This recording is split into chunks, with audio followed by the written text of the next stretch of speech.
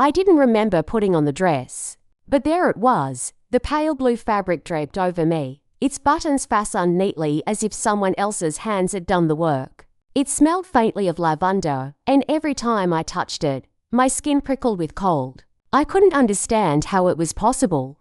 I hadn't even gone near the box. And yet, here it was, clinging to me like a second skin, like a memory I couldn't shake. Across the table sat the man in the coat. Only now, in the flicker of candlelight, he wasn't just a shadow. His features were sharp, clear, almost painfully ordinary. A face that could belong to any man in town. The kind of face you forget as soon as he walked away. That made it worse. He didn't look like a stranger. He looked like someone I should have known. "Sit," he said gently, gesturing to the chair. I lowered myself slowly, the wood groaning beneath me. My breath shook. My hands curled into fists in my lap. On the table sat 2 plates. Roast beef, mashed potatoes, green beans, a meal that should have been comforting. The kind my mother made on Sundays. But the smell turned my stomach. I hadn't cooked. I hadn't set the table. Yet it looked perfect. Too perfect. "You've been following me," I whispered, breaking into my house. "Watching me sleep." He didn't flinch. "You've been keeping my promise." My head snapped up. "What promise?" "You asked me to make sure you never forgot." His fingers tapped the edge of the Polaroid lying between us, the one of me smiling at the table, holding his hand. On the back, in my own handwriting, were the words, "Don't let me forget." I shook my head violently. "That's not possible. I never you did." His voice was calm, steady, almost tender. "You don't remember now, but you will." For a heartbeat, something flickered at the edge of my vision. The kitchen blurred, as though the walls melted away. Suddenly, I was on a dirt road under a golden summer sky, no older than 10, holding someone's hand. His hand. I heard laughter, smelled lemonade, felt the weight of belonging. Then it vanished. I gasped, clutching the table to steady myself. My knuckles whitened around the edge of the wood. "That wasn't real," I hissed. "It was," he said softly. "And it's only the beginning." I shoved the chair back and stood, my pulse pounding in my ears. "You took Sarah. You killed Danielle. You've been in my house, leaving notes, pictures. Why? Why torment me?" He rose too, tall and steady, the flame dancing in his eyes. "Because you left me.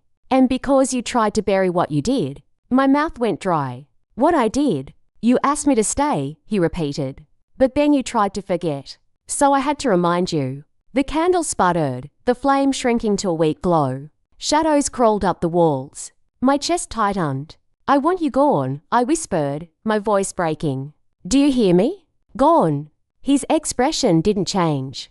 "You'll never be gone. Because I'm part of you." Then the flame went out. The room fell into complete darkness. I stumbled backward, knocking over the chair. My hand fumbled across the counter for the flashlight. But before I could find it, something cold brushed my cheek. His voice was a whisper against my ear. "Tomorrow, we go back." When the lights flicked on again, the kitchen was empty. The plates, the food, the wine, all gone. The only thing left was the candle, burned down to a pool of wax. The next morning, I woke on the living room floor. My body ached, every muscle stiff as if I'd been dragged. The blue dress lay folded neatly on the chair beside me, pressed and perfect. And on the coffee table, another photograph. This one showed the kitchen table again. The same candle, the same 2 plates. But this time, both seats were filled. He sat where he always did. And across from him, smiling faintly in the soft light, was me. I packed a bag. Small. Just the essentials. I couldn't stay in Willow Creek another night. I drove without looking back, the road winding beneath me, the gas light flickering on. By dusk, I found a motel in the next town over. Cheap. Anonymous. The kind of place where no one asks questions. For the first time in weeks, I thought maybe I could rest. But rest never came. At 2 a.m, I woke to a sound. Not footsteps. Not knocking. Singing, low, soft. Almost like a lullaby. It drifted from the corner of the room, even though the shadows there were empty. I held my breath, straining to make out the words, but they weren't in English. The melody was slow, haunting. And then it stopped. When I turned on the lamp, something gleamed on the nightstand. A brass key. Heavy. attached to a small tag. 2 words etched into it, Old Creek Road. The next day, I followed the key. I don't know why. Maybe I thought if I confronted this thing head-on, it would end.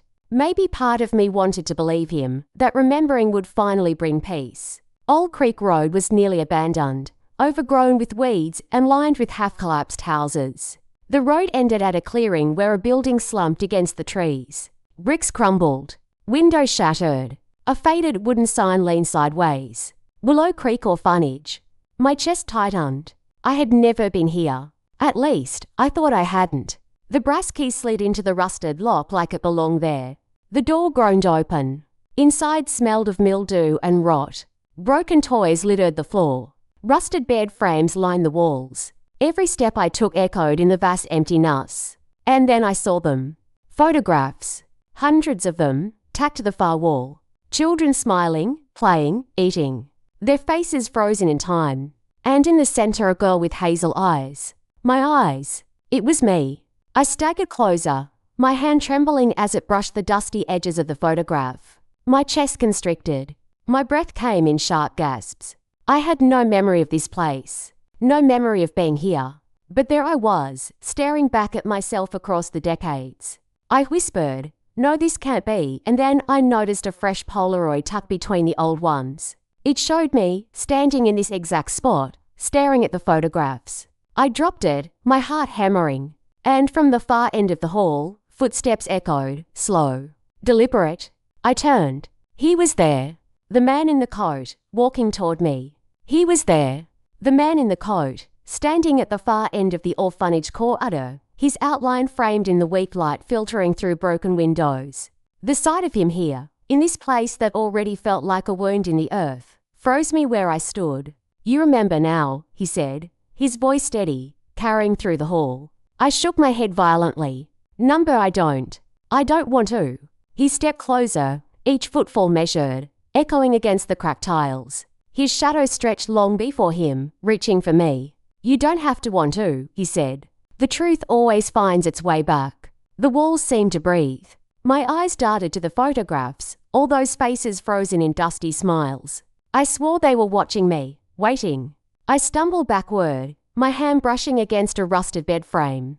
The metal bit into my palm. "What do you mean?" I whispered. "What truth?" He stopped just a few feet away, the candlelight of memory flickering in his eyes. His voice lowered, as if speaking directly into my bones. "That you were never abandoned here, Margaret. You belonged here. This was your beginning." "No," I said, tears stinging my eyes. "I grew up on the farm with my parents." "My father was. Your father was a kind man who visited you," he interrupted. "But he wasn't your father." "Not really." I shook my head, clutching my arms around me. "You're lying." "Am I?" His hand lifted, and he pointed at one of the photographs. My breath caught. There, on the wall, was an old black and white image of a young man standing among the children. His hair was darker then, his face unlined, but it was him. The same man in the coat. And next to him was me. A little girl, clutching his hand, smiling. The world spun. My knees buckled. "That's impossible," I whispered. "That can't be me." He tilted his head, watching me with unsettling calm. "You begged me not to let you forget. But you've buried it so deep, it's tearing you apart. All of this, the photographs, the notes, the dress, it's not torment. It's memory." I pressed my hands over my ears, shaking my head. "No, no, no." He stepped closer, his voice soft as a lullaby. "The night Daniel died, you told him. You told him about me. He tried to take you away, to make you forget. I couldn't let that happen. The air felt like ice in my lungs. You killed him." He didn't blink. "We killed him."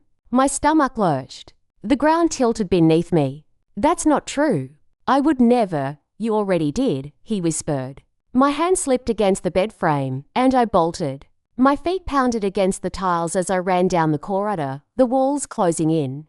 Dust swirled in the air, choking me. Behind me, his footsteps followed, not rushing, but steady, relentless. I burst into a room at the end of the hall. Sunlight streamed weakly through broken glass. Rows of small metal beds filled the space, their springs groaning as the wind moved through. And there, on one bed, lay another Polaroid. My shaking hands lifted it. It showed me, standing in this very room, holding the photograph I now held. I dropped it and staggered back. The sound of footsteps grew closer. He appeared in the doorway, filling it, blocking the exit. His face was unreadable, but his eyes were fixed on me like I was the only thing left in the world. "You can keep running," he said. "Every road leads back here." I pressed my back against the wall, desperate, cornered. "Why me? Why are you doing this?" His gaze softened, and for the first time, his voice broke with something like sorrow. "Because you asked me to stay. Because I was the only one who ever did." The room seemed to spin. For a moment, I was small again, clutching his hand in the sunlight outside, feeling safe, wanted. But the safety curdled into something darker, a shadow where comfort should have been. "Please," I whispered, "leave me alone." He shook his head slowly. "Tomorrow, Margaret. Tomorrow we go home." And with that, the window slammed shut with a force that rattled the walls. The air went out of the room. The candlelight of day dimmed, and I was plunged into darkness. I screamed, but the sound was swallowed by the walls. When I woke, I was back in my house. The blue dress was on me again, buttoned neat and tight. The candle burned low on the kitchen table, and across from me sat an empty chair. On my plate was roast beef, mashed potatoes, green beans. Beside it, a fresh Polaroid. This one was different. It showed me in the orphanage, lying in the very bed I had just seen, eyes closed, like he'd been there all along. On the back, written in my own hand, were 4 words: "Welcome home, Margaret." The clock ticked loud in the silence. My hand shook. My breath caught. For the first time, I wasn't sure what was dream, what was memory, and what was real. And somewhere in the house, floorboards creaked. He was still here, waiting, watching. And I knew, with a certainty that chilled me to my core, this was only the beginning. To be continued.